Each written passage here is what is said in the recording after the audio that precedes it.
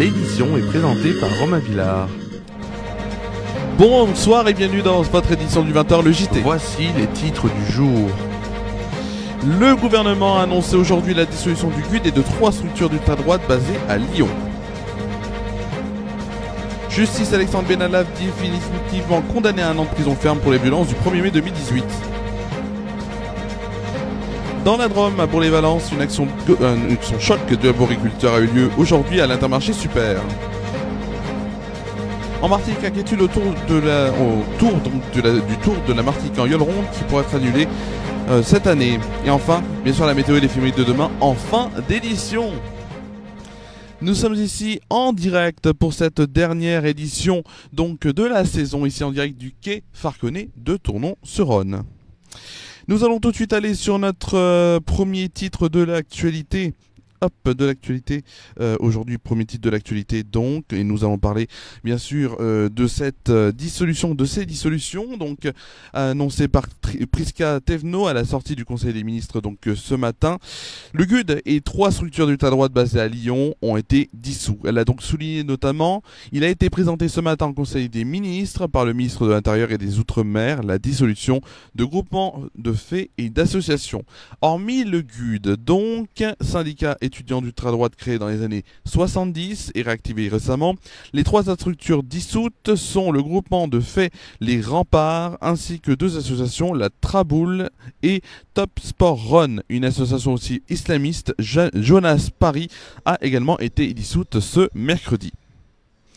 Dans l'actualité donc aussi aujourd'hui donc dans l'actualité également la Cour de cassation a rejeté ce mercredi le pourvoi formé par Alexandre Benalla rendant définitive la condamnation de l'ex-chargé de mission de l'Élysée à 1 an ferme, un an de prison ferme dans l'affaire des violences du 1er mai 2018. Alors 6 ans bien sûr après ce scandale qui a donc secoué le premier quinquennat d'Emmanuel Macron, la décision de la plus haute juridiction judiciaire confirme la condamnation en appel d'Alexandre Benalla à 3 ans de prison, dont 1 an ferme prononcé le 29 septembre dernier par la Cour d'appel de Paris. Pour autant, l'ancien proche du président ne dormira pas derrière les barreaux. La Cour d'appel avait en effet aménagé la partie ferme de sa peine.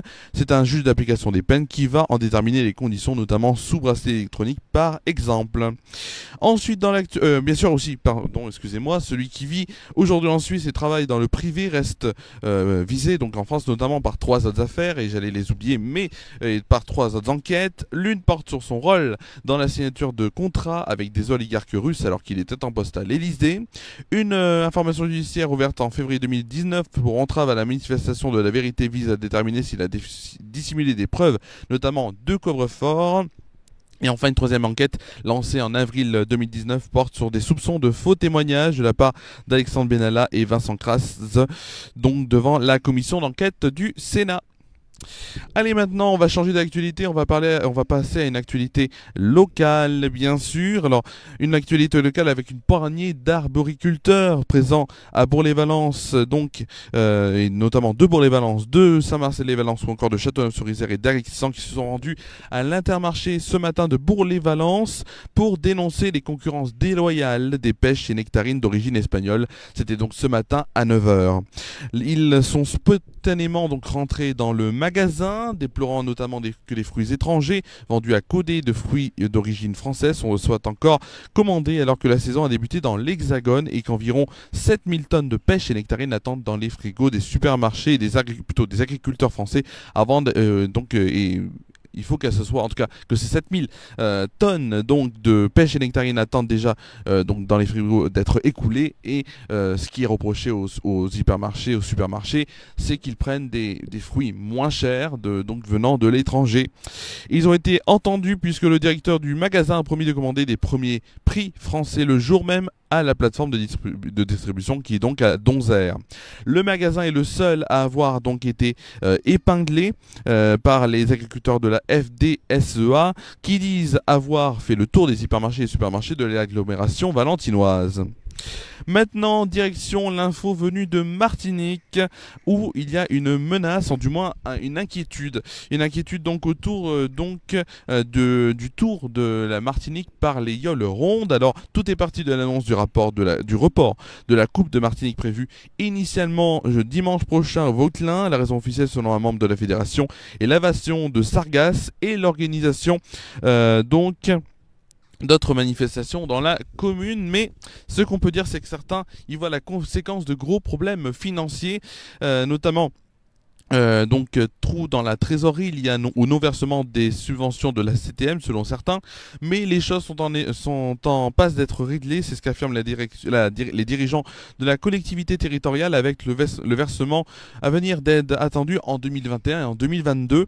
Le paiement d'autres subventions pour les tours 2022, 2023, 2024 est aussi espéré.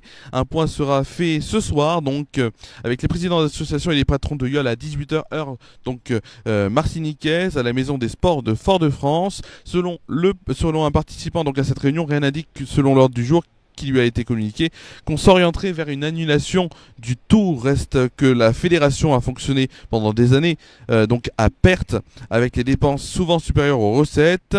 Il y a notamment 5-6 ans, elle affichait un déficit de 80 000 euros avec une dette de 250 000 euros selon une source bien informée. Voilà, c'est la fin du moins de ces titres, et nous allons tout de suite passer, si vous le souhaitez bien, on va passer tout de suite à la météo. La météo de demain, notamment demain à Tournon-sur-Rhône, demain en France métropolitaine, ainsi que l'éphéméride de demain. C'est tout de suite. Donc la météo.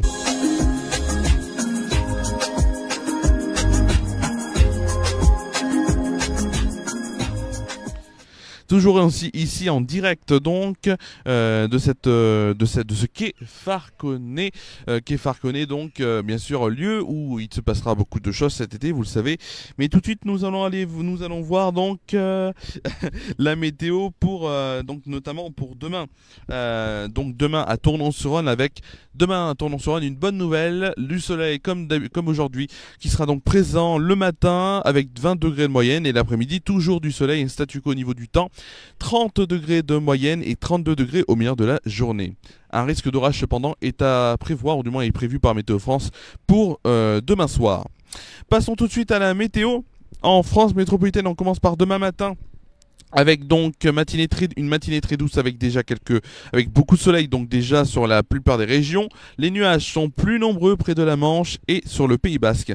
Les températures pour demain matin en moyenne dans les grandes villes, il fera 16 degrés à Cherbourg, 18 degrés pour Rouen, Charleville-Mézières, Nantes, Bourges, Limoges et Montélimar, 19 degrés pour Lille pour Lille, 3, Orléans, Dijon, Biarritz, Montpellier, Ajaccio. Il fera 20 degrés pour Strasbourg, La Rochelle, Perpignan, Marseille et Nice. Pour le plus froid, il fera à Brest la température de 15 degrés, et pour le plus chaud ce sera du côté de Paris avec la température de 21 degrés, ainsi que Lyon, Bordeaux et Toulouse. Tout de suite pour demain après-midi, le temps, on l'a pas, oui, demain l'après-midi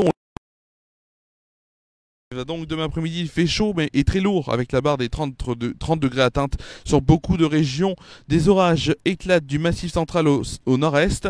Pour les températures de demain après-midi, il fera 23 degrés à Biarritz et Nice, 27 degrés pour Lille, La Rochelle, Limoges, Marseille. Il fera 30 degrés à Strasbourg, Paris, Orléans, Bourges, Dijon et Perpignan. 32 degrés pour Montélimar, Montpellier et Ajaccio.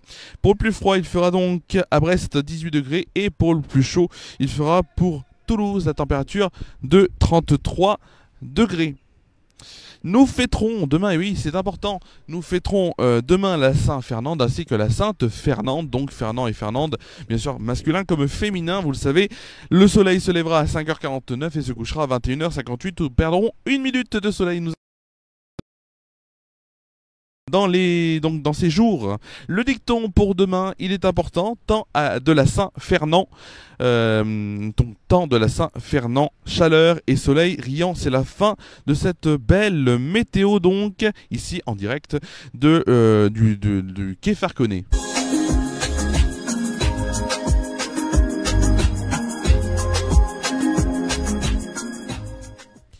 Vous le savez, ça arrive toujours, ça arrive souvent qu'on soit, voilà, qu'on soit un peu, comment dire ça. Ça arrive souvent, voilà, je me déplace. Donc je disais, ça arrive souvent, bien sûr, que le générique de la météo bug, donc sur le générique de fin, et j'en suis encore désolé.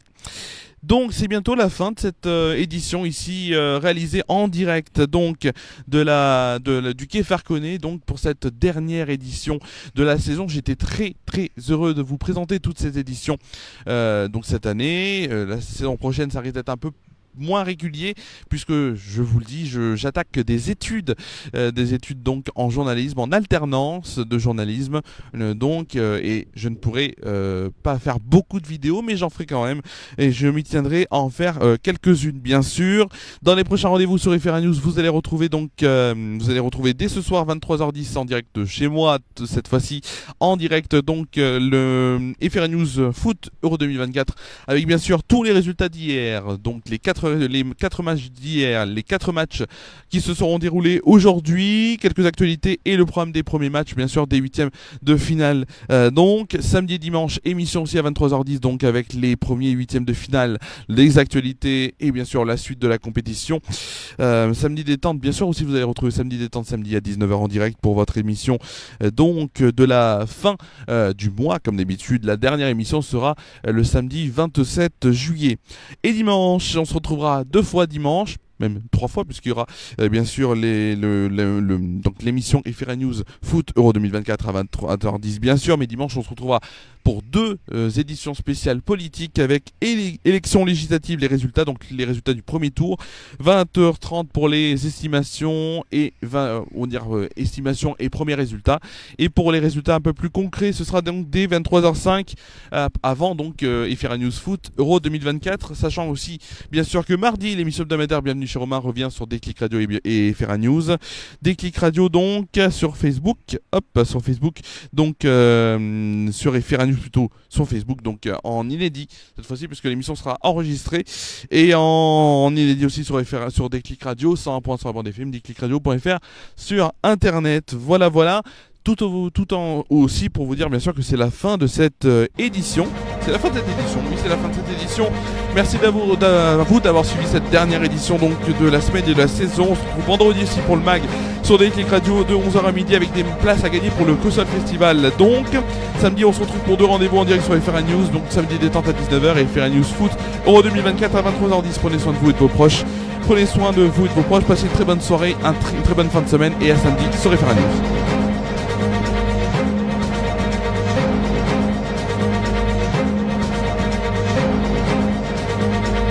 Cette émission a été présentée et préparée par Romain Guillard. Cette édition est à retrouver sur les chaînes Facebook et YouTube d'FR News.